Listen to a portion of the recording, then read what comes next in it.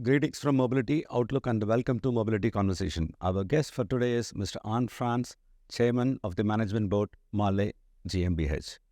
Arnd, welcome to the show. Very nice to see you again, Wally. So happy to catch up with you again. Arnd, thank you for your time. So I think it's been little over 15 months after you took over as the Chairman of the Management Board. How was your experience? Yeah, I rejoined Mahle in November 2022. It's been really exciting and tremendously encouraging for me to see back the team since I've been with the company before for 19 years in various roles and meet again a lot of the people, but also new team members. And of course, these are exciting times, and I believe Mahle is in a great position for the future. Okay. The calendar 2023, no results are yet to come. But what, according to you, could be the key drivers that would have influenced to 2023? Obviously, still, the world economy and also our industry has been recovering from some of the abnormalities that have characterized the past years. The COVID crisis, the supply chain crisis, the lack of components for vehicles, especially on the electronic side, semiconductors, and so on. And obviously, the inflation, the increase of a lot of the cost in our P&L has kept us busy. And thankfully, we were able to find solutions with our customers and manage the company in 2023. Now, hopefully, those things will go away bit by bit, but I think inflation is going to hang around for a little while still in many of the regions.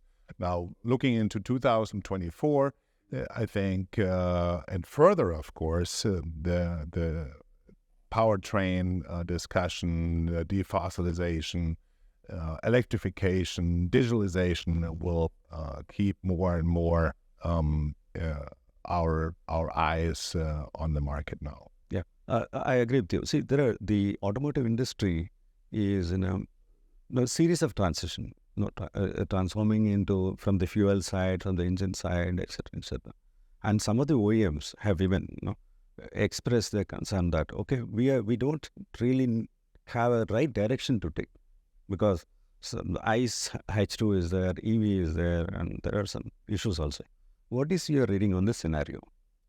Of course, everyone and every company is finding their own strategy with the overwhelming target of defossilization and protecting the climate and making a contribution from the transportation and mobility sector. We believe that we need to really pull all levers and utilize all technologies to get rid of fossil carbon dioxide emissions.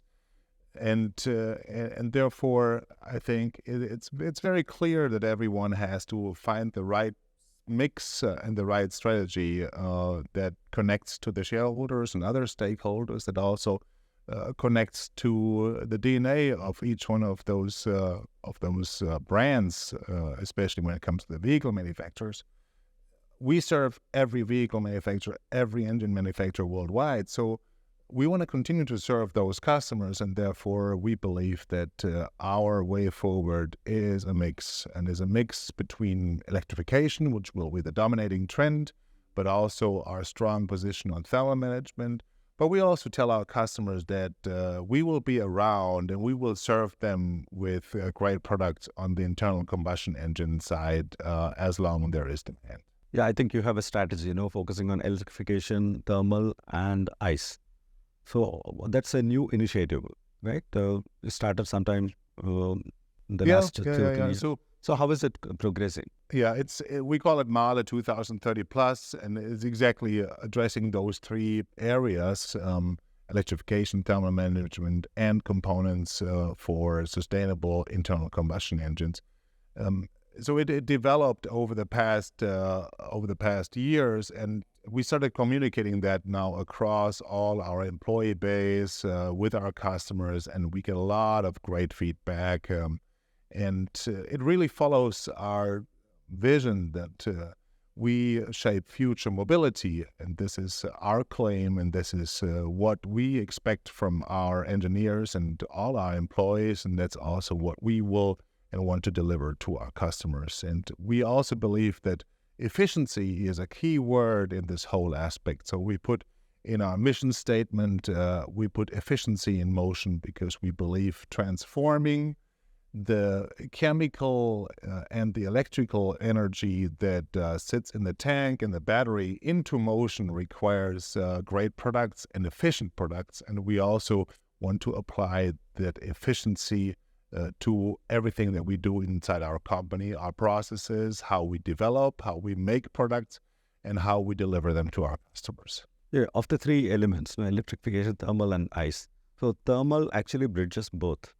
So what are your opportunities looking at these two, thermal and ice, going forward? I think, Morley, the thermal management is so important since, in the past, for conventional powertrains, thermal management took care of the heating and the cooling of the internal interior cabin and also of the engine.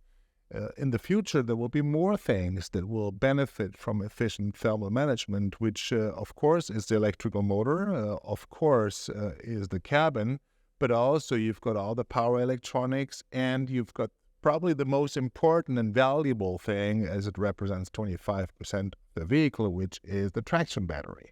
So the traction battery always has to stay in a temperature window between 20 and 40 degrees.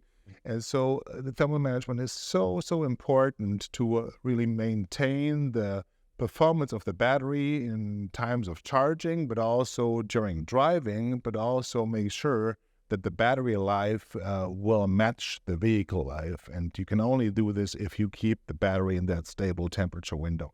So thermal management is more important than ever, and we believe thermal management will grow by a factor of 2 and 3 as we move from internal combustion engines to electrical vehicles. Even the other modes of mobility, like hydrogen and also LNG, CNG, the other gaseous fuels also.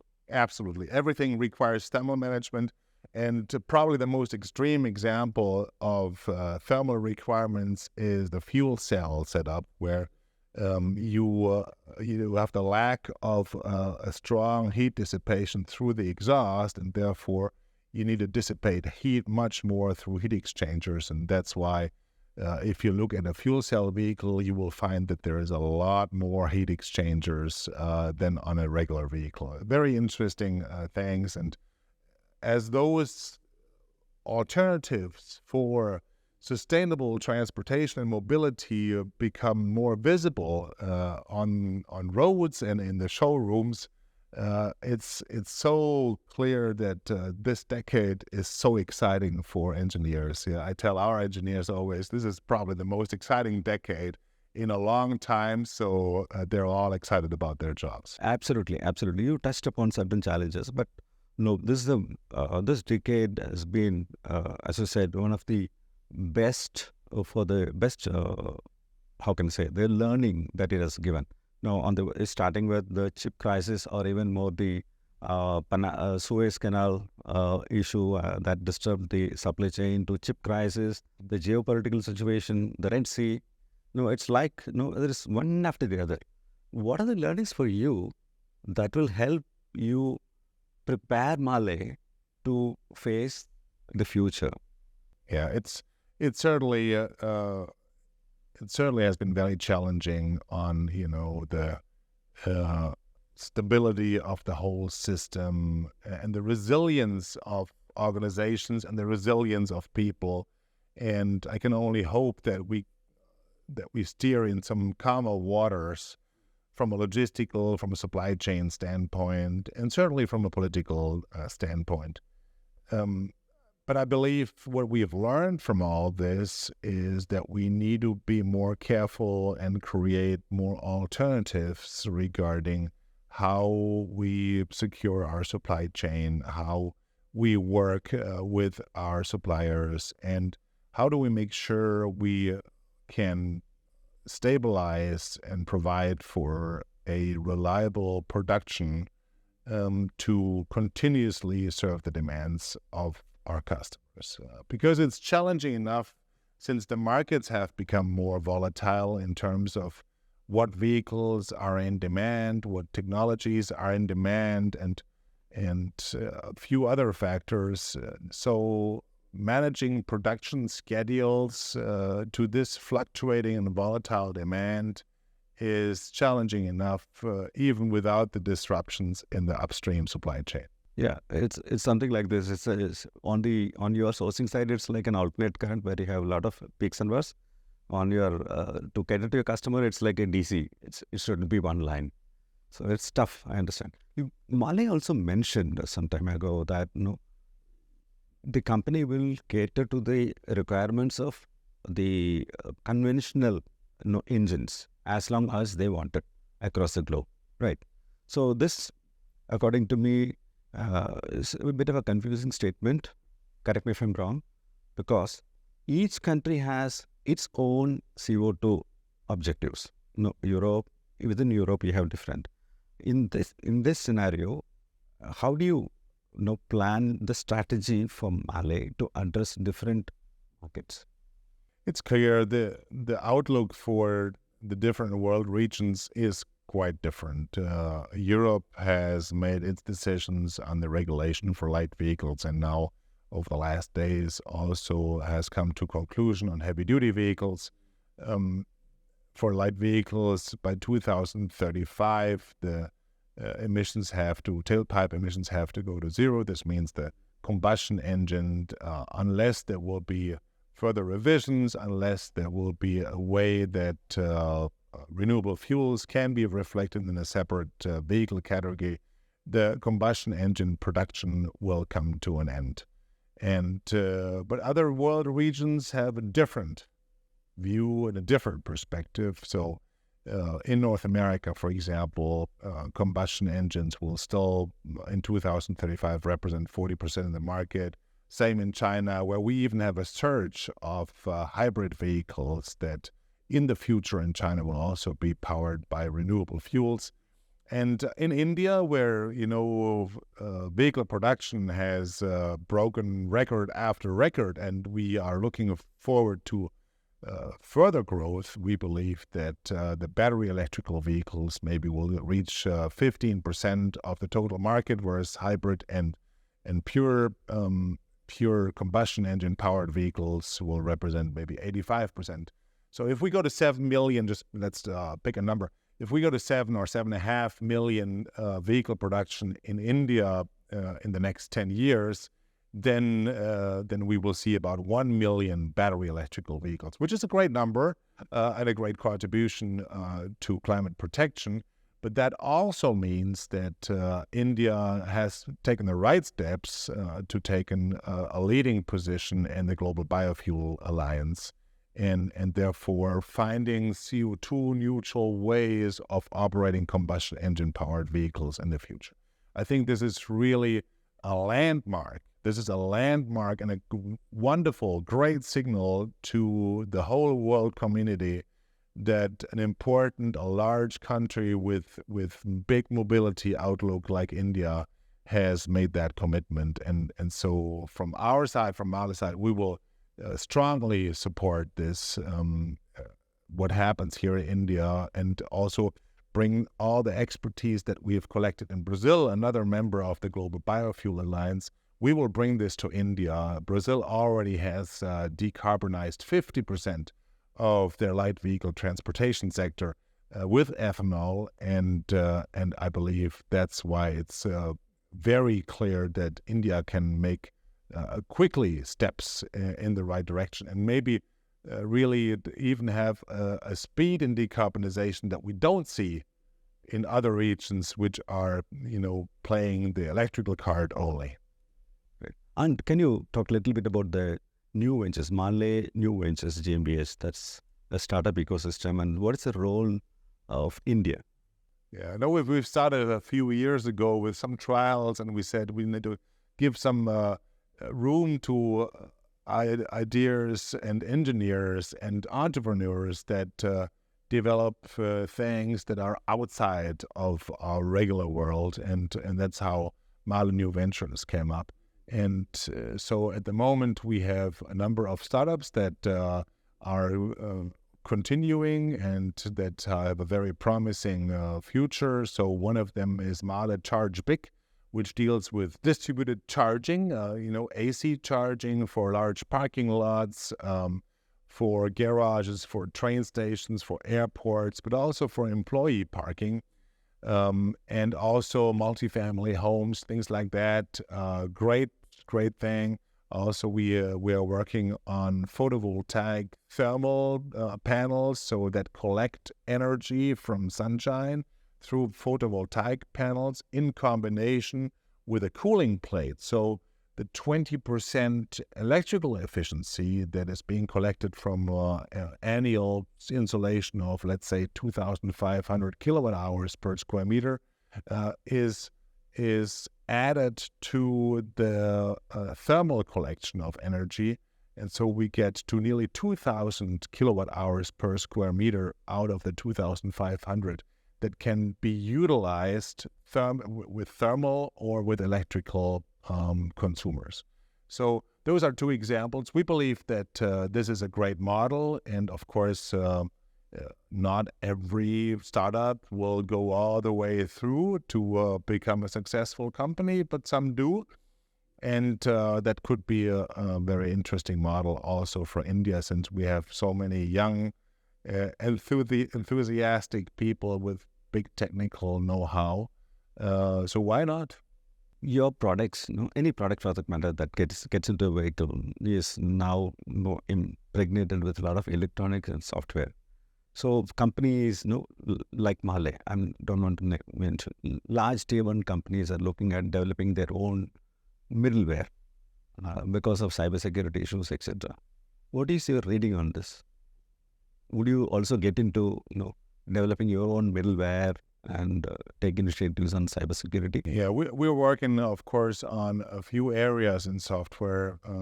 One is the embedded software that is sitting on top of our products that we sell, whether it's on charging or whether it's on motors. So embedded software becomes increasingly important. On top of that, we've got software as a product when it comes to our diagnostic systems, for example. And we believe that software is going to play a increasingly important role for Mahle. We will for sure double the number of software engineers in the next years. India is a clear strategic base for Mahle when it comes to software development. And of course, there is increasing requirements on cybersecurity. There is, of course, very clear requirements on consumer consent when it comes to consumer-facing software applications. And then, of course, there's a number of other things like user-friendliness, user experience that are so important for global competitiveness. I believe Mahle has a number of great approaches there. We will see a lot more of that in the future, and still strong hardware that comes out of our production facilities. What's your vision for Mahle for the next 5 by 10 years? We've got our vision 2030 plus, or strategy 2030 plus. We believe that Mahle can play a substantial role in future mobility with our 3 areas.